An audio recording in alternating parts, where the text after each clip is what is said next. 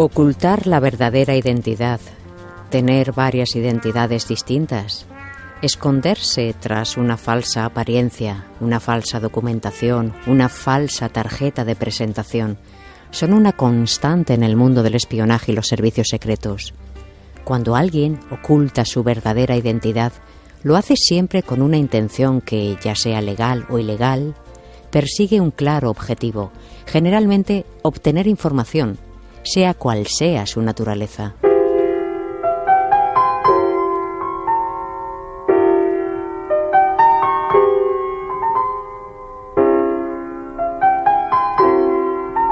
Y precisamente por eso esta noche en Código Cristal hablemos de identidades falsas. Y lo vamos a hacer de la mano de una profesional experta en la materia, especialista en este tipo de identidades, identidad digital, reputación, maestra y máster en ciberseguridad y ciberinteligencia por la Universidad de Barcelona, especialista en ciberinvestigación y protección de la identidad digital. En su empresa On Branding lleva 14 años como especialista en crisis de la reputación para personalidades al más alto nivel y además tiene el privilegio de impartir sus enseñanzas en estas lides a la Policía de Israel y al Consejo General del Poder Judicial. Y se llama Selva Orejón. Selva, buenas noches y bienvenida a Código Cristal. Muy buenas noches, muchísimas gracias. Le agradezco mucho que haya aceptado nuestra invitación. Es un placer hablar de este tipo de identidades falsas tan conectadas al mundo de la inteligencia y los servicios secretos. Identidades falsas, ilegales, porque es que también las hay legales. Sí, claro. Hay identidades que generalmente se utilizan en función de la necesidad que tenga cada agente o la necesidad que tenga cada persona, que efectivamente en algunas ocasiones son legales, que están autorizadas y que así deberían de ser, y en otros casos los criminales las utilizan extraídas del mercado negro, pues justamente para pasar lo más desapercibidos posibles, para poder cometer los crímenes de una forma mucho más exitosa. Solía decir Tony Méndez, un experto en caracterizaciones falsas de la Agencia Central de Inteligencia, la CIA, y protagonista de una de las operaciones de inteligencia más complejas llevadas a cabo por la agencia, la Operación Argo, que fue todo un éxito precisamente gracias a la falsa identidad y una trama que también era falsa de un grupo de diplomáticos de la Embajada estadounidense en Teherán. No en vano, el agente Tony Méndez solía decir que el espionaje es la única profesión en la que nunca interesa que se sepa lo bien que lo has hecho. ¿Cómo empieza a configurarse, a diseñarse una identidad falsa, ya sea legal o ilegal? ¿Cuál es el principio, el kilómetro cero? Pues el kilómetro cero es cuál es el objetivo que se persigue con la creación de esa identidad. Si tenemos tiempo para poder organizar y para poder construir cuál va a ser la identidad, yo trataría siempre de dividirlo como en 3 tipos de identidades. La identidad analógica, que sería lo que aparecería, por ejemplo, en los documentos que se han expedido. La identidad social, que es todo aquello que forma parte de qué características y qué rasgos, no solo de la personalidad, sino también pues del trabajo, del entorno, todo lo que tenga que ver más con cómo vamos a tener que generar el contenido de esa identidad. Y luego la identidad técnica, que ahí ya nos metemos en el jardín de cuáles son pues las IPs que se van a utilizar, cuáles son los números de teléfono, correos electrónicos, todo lo que es la infraestructura sobre la cual luego se va a generar esa identidad digital, que es la suma de estas 3 que acabo de decir. Bueno, también existen, y usted como experta lo sabe, la suplantación de identidad, que además está muy en boga. Robo de credenciales, cuentas sociales, bancarias. Sí, ahora mismo está habiendo un boom bestial, porque es verdad que cada vez más los grupos criminales están decidiendo que van solo a lo que más rentable les acaba pareciendo y sobre todo también lo que menos esfuerzo les está generando. Y justamente la suplantación de la identidad es algo que con el mínimo de esfuerzo técnico y con el mínimo de esfuerzo humano se puede conseguir. Entonces ahora las identidades digitales y la suplantación de estas mismas van que vuelan. Hay un grupo criminal muy concreto que está en Turquía que a sabiendas de que perfectamente es conocido que es totalmente ilegal y que es delictivo en la mayor parte de los países, pues incluso se ríen de esto, porque saben que en muchos países no se va a poder perseguir, con lo cual les está dando más fuerza y se va perpetuando estas suplantaciones, estas usurpaciones de identidad en redes sociales principalmente. Este tipo de identidades falsas legales para obtener información, ejemplo de agentes encubiertos, ya sea en el ámbito digital o real, ¿también diseñan este tipo de identidades para los servicios de inteligencia o personas que pertenezcan a ese entorno? Pues hemos dado formación. A nosotros nos lo solicitan los cuerpos de seguridad del Estado y nos los han solicitado determinadas organizaciones, porque es muy importante de estas 3 identidades que decíamos que se respire coherencia, y para que se respire coherencia, como nunca sabes quién está haciendo una contravigilancia, pues es muy importante que no solo lo que se ve tenga sentido, sino también en el caso en el que quieran investigar un poco más, siga respirando lo mismo. Entonces sí, hemos dado formación. Nunca damos formación, por ejemplo, para el ámbito fuera de lo que serían las instituciones públicas, porque esto para nosotros sería un riesgo, no tanto por generarnos competencias, sino también porque en algunas ocasiones no sabes a quién estás formando, y podrías estar formando, por ejemplo, lo que nosotros en el argot simplista del crimen le llamamos los malos. Pero sí, la respuesta es que sí.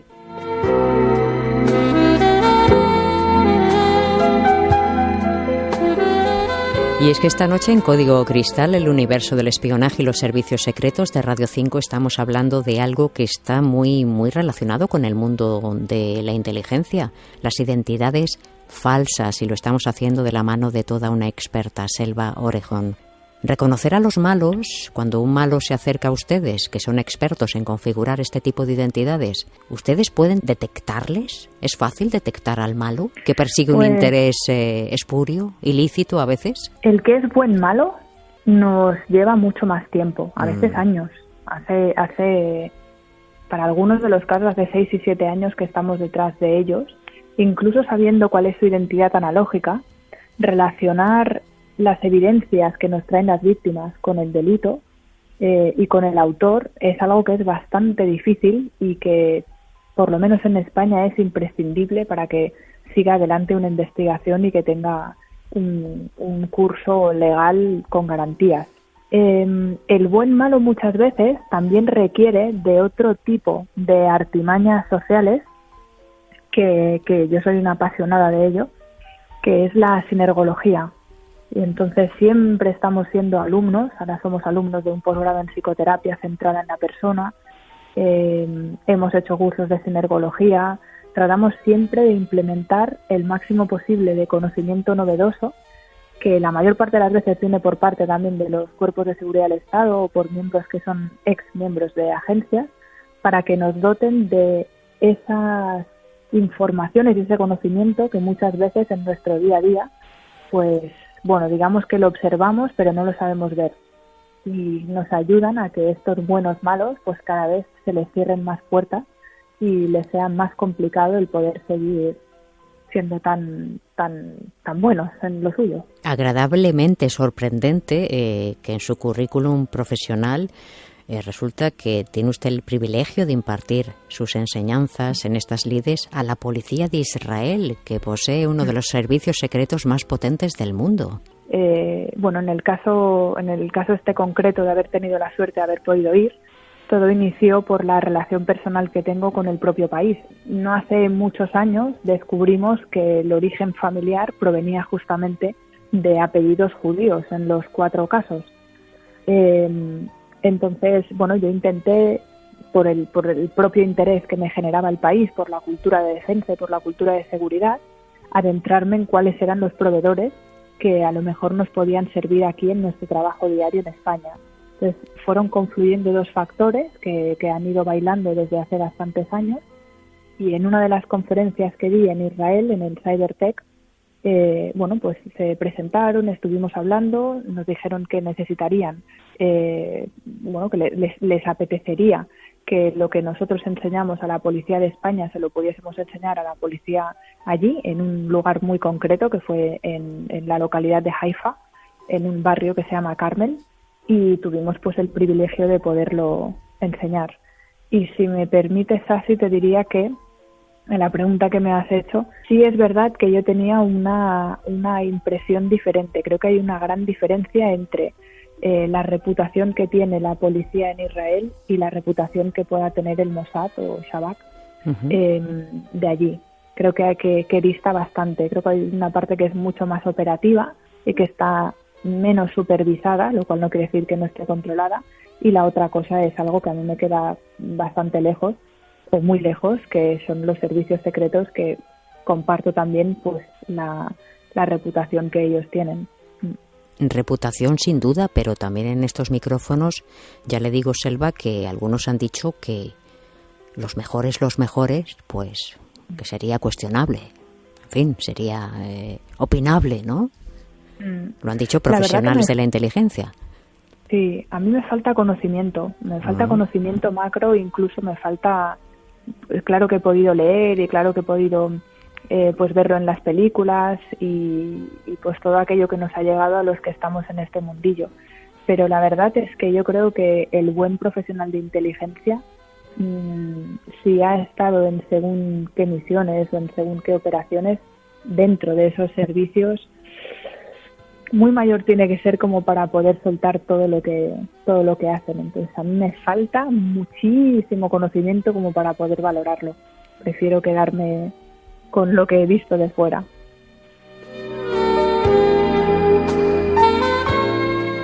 Selva, esta manera que tienen ustedes de configurar identidades falsas, ya sea para fines legales, ilegales, que nunca se sabe, porque el buen malo es muy difícil de detectar, como usted bien dice, ¿evitan o predisponen al crimen y la delincuencia? ¿Qué opinión tiene usted en su experiencia profesional? Es muy buena pregunta, y yo siempre las grandes preguntas, como se me hacen muy grandes, intento llevarlo al terreno más simple.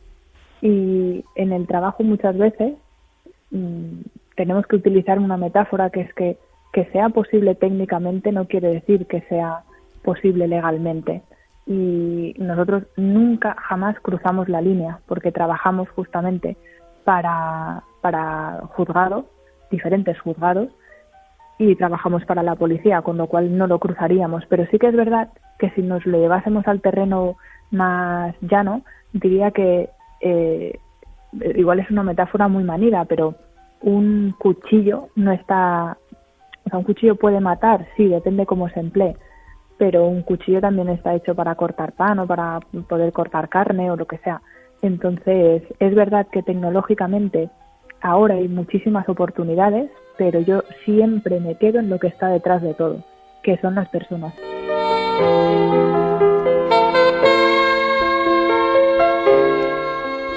Me gustaría hacerle una pregunta que seguramente muchas personas están haciendo en estos momentos. ¿Cualquiera puede solicitar una identidad falsa? ¿Qué requisitos son necesarios a nivel legal para solicitar este tipo de identidades? En España concretamente es harto probable que no den una identidad falsa, a no ser que sea en diferentes escenarios. En el escenario, por ejemplo, de los miembros y sobre todo de los miembros de los cuerpos de seguridad del Estado y, por supuesto, de las agencias, sería en el caso en el que fuesen miembros, por ejemplo, de unidades de información, de las unidades o de los departamentos de información o de los grupos de información, que sean miembros de inteligencia, pero no a todos. Muy probablemente los que sean operativos de calle o los que sean operativos de campo lo van a tener bastante más fácil, pero no en cualquier ocasión. Y luego, por otro lado, también tenemos la situación en la que se están dando las oportunidades de ser agentes encubiertos digitales, siempre con una orden judicial que disponga del día, la hora y el momento en el que se está empezando a utilizar esa identidad.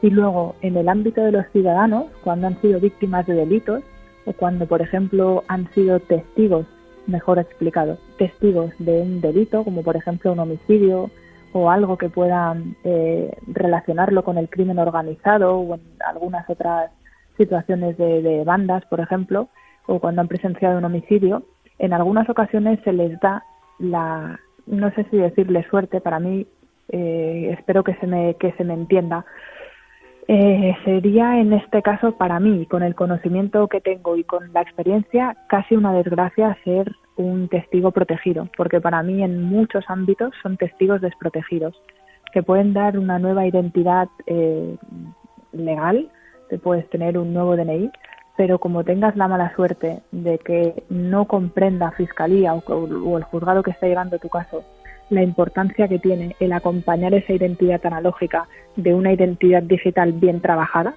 y de un, entre comillas, suicidio digital de la anterior, pues te están exponiendo a una serie de riesgos que son muy altos. Pues a mí me encantaría poder hablar con usted en algún momento en estos micrófonos de testigos protegidos. Me parece un buen tema que encaja muy bien en la temática de este programa.